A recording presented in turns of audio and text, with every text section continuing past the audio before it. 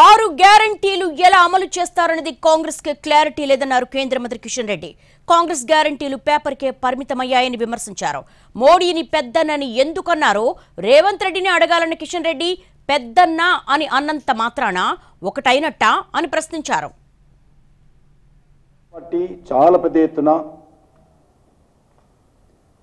రాహుల్ గాంధీ, సోనియా గాంధీ, మల్లికార్జున ఖర్గే సమక్షంలో 6 గ్యారెంటీలు ఇచ్చారు.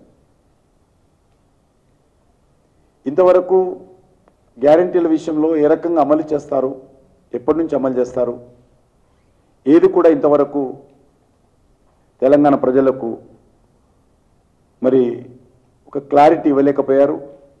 వాళ్ళలో కూడా క్లారిటీ లేదు. రైతులకు సంబంధించి 2 లక్షల రుణమాఫీ కావచ్చు, పెన్షన్స్ 4,000 పెంచే కార్యక్రమం కావచ్చు, రైతులకు 3 లక్షల సున్నా వడ్డీ రుణాలు కావచ్చు, 2 లక్షల వరకు ఉన్నటువంటి రైతు రుణాల మాఫీ కావచ్చు, నిరుద్యోగులకు 4,000 నిరుద్యోగ భృతి కానీ, ప్రతి మహిళకు 2,500 ఆర్థిక సాయం అందించే కార్యక్రమం కానీ,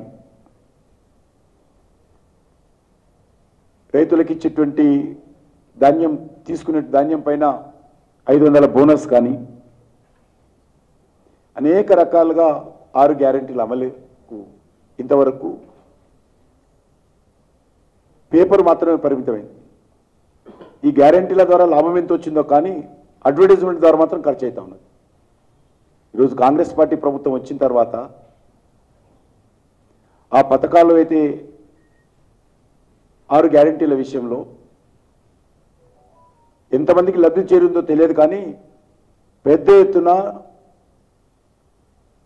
మరి పబ్లిసిటీలో మాత్రము చాలా పెద్ద ఎత్తున ఖర్చు పెడతా ఉన్నారు. కాబట్టి ఈ ఇచ్చినటువంటి గ్యారెంటీలు అమలు విషయంలో తెలంగాణ ప్రజలు ప్రశ్నించేటువంటి కార్యక్రమానికి శ్రీకారం చుడతాం.